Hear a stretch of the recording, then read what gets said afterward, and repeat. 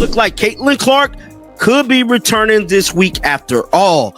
Guys, for this one here, okay. All right, buckle up because it looks like Caitlin Clark might actually be lacing up again this week. We've got some breaking buzz straight out of Indiana, and trust me, this roster shakeup has the entire WNBA whispering. It's back. It's going to be scary from a backcourt standpoint because the two of them with the ball in their hands, without the ball. That's a threat. And as a post player, your eyes have to light up because if there's that much attention from the backcourt, they're going to find you. If you set screens, if you set early drags in transition, sky's the limit. And just like that, Caitlin Clark's name is lighting up headlines again. Fans are going wild, dissecting every angle. Is this finally it? Could she really be back on the hardwood? I've got the full scoop for you. But first, what's your call? Does this roster move Scream Clark's comeback, or is it just smoke and mirrors? 2025, according to the WNBA transactions page, the Indiana Fever released Kyra Lambert. So if that is indeed the end of Kyra Lambert's Indiana Fever tenure, it did not last very long. It was just last week we were figuring out who Kyra Lambert was and what her... Here's the twist. The Indiana Fever have officially waived Kyra Lambert. For the casual fan, that might seem like a minor, forgettable note in the sports section. But for diehard Fever followers, and honestly, the whole WNBA, this lands like a shockwave. You don't just cut a player mid-season unless something big is brewing. And at the heart of that storm, you already know. Caitlin Clark. Fever waived Kyra Maxwell, and she didn't even get a thank you post. She didn't even get a thank you post from the Indiana Fever. They didn't even get a thank you, Kyra Maxwell. She didn't get a thank you post. But a lot of people are celebrating this because they think... Let's be real. Clark's absence has been impossible to ignore. Every game she's missed has kept fans on edge. She didn't even travel with the team last week, which only fueled the rumor mill. So now the question, are the Fever just being overly cautious, or is this a calculated play to bring her back in the perfect spotlight moment? Because with Lambert gone, that roster spot is wide open. And unless Indiana's secretly pulling in an overseas name we've never heard of, every sign points one way, straight to Caitlin Clark. I know Rudy from Come On Now the podcast. Shout out to Rudy. Rudy did a whole entire video breaking down what Holly Rose said. Is Caitlin Clark coming back within the next week or so? I personally wouldn't bring her back against the Minnesota Lynx, but also, depending on the severity of Sophie Cunningham's injury, I might not bring her back, period, for the rest of the season. I might play if Sophie can't come back, if it's not serious, then maybe we are talking about Caitlin Clark coming back.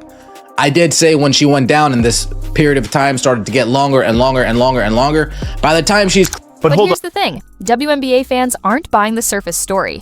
Social media is already on fire with wild takes. Some swear this means Kennedy Carter's coming, which, let's be honest, makes zero sense. She literally just signed. Elsewhere. Others are spinning theories about Sophie Cunningham's health, but strip away the noise and the pattern's clear. Clark's return looks way closer than anyone guessed. Think about it. Kyra Lambert logged 1 minute in 2 games. That's not a rotation piece. That's a practice filler. The Fever gave her a chance. It didn't stick. And now they're cutting ties. Fine. But the timing? That's the part. That hits. They could have done this weeks ago. So why now? Right before 2 of their biggest matchups of the season against the Minnesota Lynx. The season, the question is, when? Are we really bringing her back against the Minnesota Lynx? Would that be the smartest idea? No, not really. Not really. Let's take a look. The Indiana Fever have been playing through the 2025 season under head coach Stephanie White. Indiana is led by Caitlin Clark, Aaliyah Boston, Kelsey Mitchell, Sophie Cunningham, and several other stars. While they have one of the best rosters in the league, they've been missing Clark. Clark has missed a majority of the season, currently working through a groin injury. The last time Clark was on the floor was a matchup against the Connecticut Sun on July 16th, while the Fever were on a 3. We're a month into the season, and the Lynx are an absolute powerhouse. 28-5 and steamrolling everyone. Indiana knows they can't ride this out without star power. Sure, they've clawed their way back up to 6th in the standings, which is no small feat after that rough start. But if they're serious about staying in playoff contention, they need Caitlin Clark out there. Period. No one else on that roster shifts a game the way she does. And the Fever's front office? Oh, they know exactly what's at stake.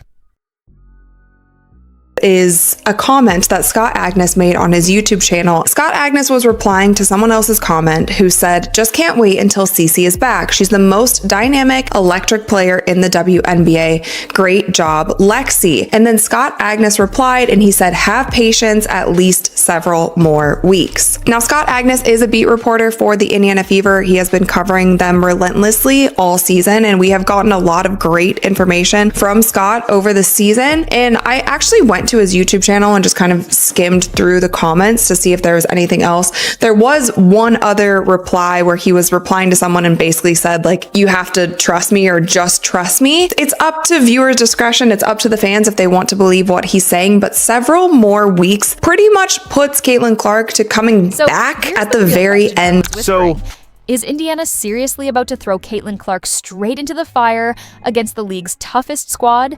Or is this just smoke and mirrors to keep fans hanging while the medical team drags things out a little longer?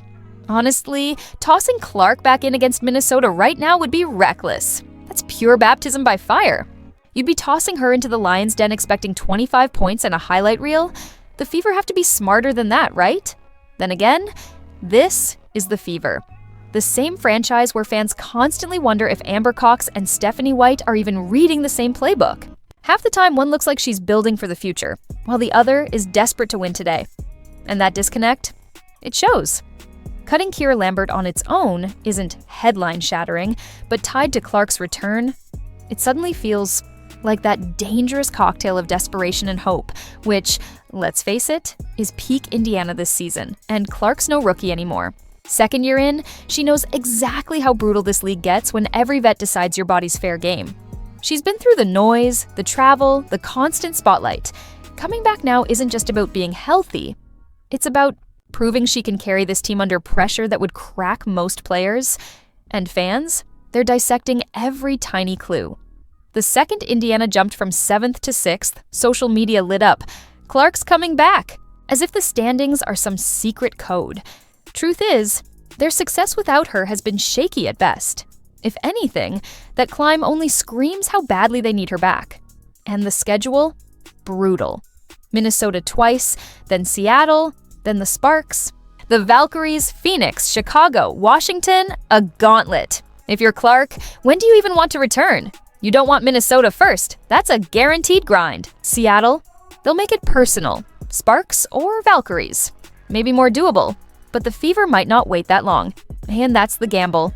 Meanwhile, fans are glued to their phones, refreshing the Fever's socials, stalking Scott Agnes's updates, flooding insiders for any scrap of news. And what are they getting? Crickets. Not Chloe Beebe, not Sophie Cunningham, not the coaches, nothing. And silence in this league usually means one of two things. Either bad news is being tucked away, or they're winding up to drop a bombshell. And let's be real, the WNBA needs that bombshell. Clark is the only player right now who moves the needle every single night. Love her or not, she sells tickets, fills arenas, drives ratings. So if Indiana is finally ready to unleash her, again, don't expect a quiet little press release. Expect fireworks, expect ESPN cameras, expect the league to squeeze every ounce of attention from her return. But here's the cynical angle. What if this is all just misdirection? Cutting Lambert gives the fans something to chew on, sure. But it doesn't fix their shallow bench, Sophie Cunningham's uncertainty, or the coaching tug-of-war. All it really does is free up a seat. And if that seat's not for Clark, then what's the point? Another bench warmer won't change a thing, and that's the frustration. Fever fans have been through this too many times. Rotation misfires, botched development, collapsing in big moments. Now, with Clark's comeback hanging in the balance, every decision feels like it's under a magnifying glass. Handle this. Wrong, and the backlash will be vicious. Here's the part that makes it almost comical. They finally start shaking up the roster, and the name they cut is Kiera Lambert. No shade to her, but let's be honest, this was never about Lambert. She was keeping the chair warm until Clark walked back in. That's the cold reality of this league. Half these moves aren't about strategy, they're about clearing the runway for the star. And who's the star? Caitlin Clark. Always Caitlin Clark. Now, WNBA Twitter is buzzing. Sports blogs that haven't watched a Fever game in months are suddenly locked in, and everyone's saying the same thing. Clark's return is closer than anyone thought. And if you've been paying attention, it all lines up. Why else would Indiana pull this trigger now? You don't shuffle rosters midweek unless your franchise piece is ready to suit up. Everyone's acting like it's a shock. But deep down, they know the league can't afford to bench its biggest draw any longer. Ticket sales, need Clark. TV ratings, need Clark. Hype, all on her shoulders. Without her, Indiana's just another middle-of-the-pack team fighting for 6th. With her, suddenly it's cameras, merch surges, and primetime slots. Indiana knows exactly what's at stake. And so does the league. Timing is everything. And with Minnesota, Seattle, Sparks, and Valkyries stacked up next, this stretch could make or break their season if she's not back in uniform. So the front office looked at that mess and basically said, yeah, we need Caitlin back on the floor. Now, or this lineup's going to get chewed alive. And honestly, who can blame them? Without her lethal shooting and that uncanny knack for drawing fouls, this team doesn't stand a chance against the Lynx or the Storm. The Fever are desperate for her presence, even if she's not quite at 100%. And here's where it gets even spicier. This isn't just basketball anymore. The Caitlin Clark saga has morphed into a full-blown cultural circus.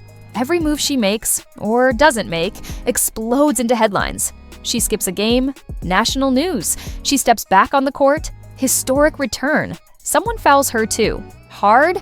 Suddenly, it's federal investigation chatter and political noise in the mix. It's wild. Clark isn't just a player anymore. She's a walking headline, a ratings magnet, and somehow a political talking point too. So when Indiana makes a roster shift like this, the ripple effect is massive. Fans are breaking it down like a supreme. Court case, WNBA insiders are scrambling to confirm the move. Let's be real, half of them barely remembered Kyra Lambert was even on the roster, and the rest of the league watching like hawks, because Clark's return reshapes everything. Defenses collapse, spacing opens, and suddenly role players look like stars because she's pulling double teams left and right. And if you think the Fever don't know that, come on, this isn't just survival mode. This screams desperation wrapped in strategy. Indiana wants to make a statement to the league, to the fans, and even to Caitlin herself. We're all in this season. They really don't have another option. Indiana without Caitlin Clark is like Netflix with nothing to stream. Sure, it's still running, but nobody's tuning in. Of course, there's always that tiny chance this isn't tied directly to her return. Maybe it's a bluff. But how many times are we going to play that card? Every decision this team makes circles back to her. She's not just the centerpiece of the roster, she's the face of the league right now. Whether the Fever admit it or not, every move is about maximizing her impact. And let's talk about the fans, because they're the ones finally catching a break. Fever fans have been starving for something to cheer about, and this little spark has reignited hope. After years of mediocrity, Caitlin shows up and suddenly the city's buying tickets in bulk, whispering playoff run before she's even suited up. Premature? Probably. But can you blame them? For once, they've got a reason to believe, and that's why the whole WNBA is on edge. Not because of a simple roster cut, but because the ripple of Clark's comeback will hit every team, every coach, every locker room. This league has been aching for mainstream attention, and now they've got it. But it's all orbiting one player. And when one player holds that much sway, it shakes the entire system. So, while Indiana is busy patting itself on the back, for tough decisions, let's call it what it is. A neon sign flashing Caitlin Clark is coming. And when she does, expect full-blown media overload. Highlight reels, ESPN specials, endless debates. It's good business, even if it exposes just how dependent the league has become on her name. At the end of the day, Indiana can make as many big moves as it wants. The only one anyone cares about is Caitlin Clark's return. And when that moment hits, it won't just shake the Fever, it'll rattle the entire WNBA.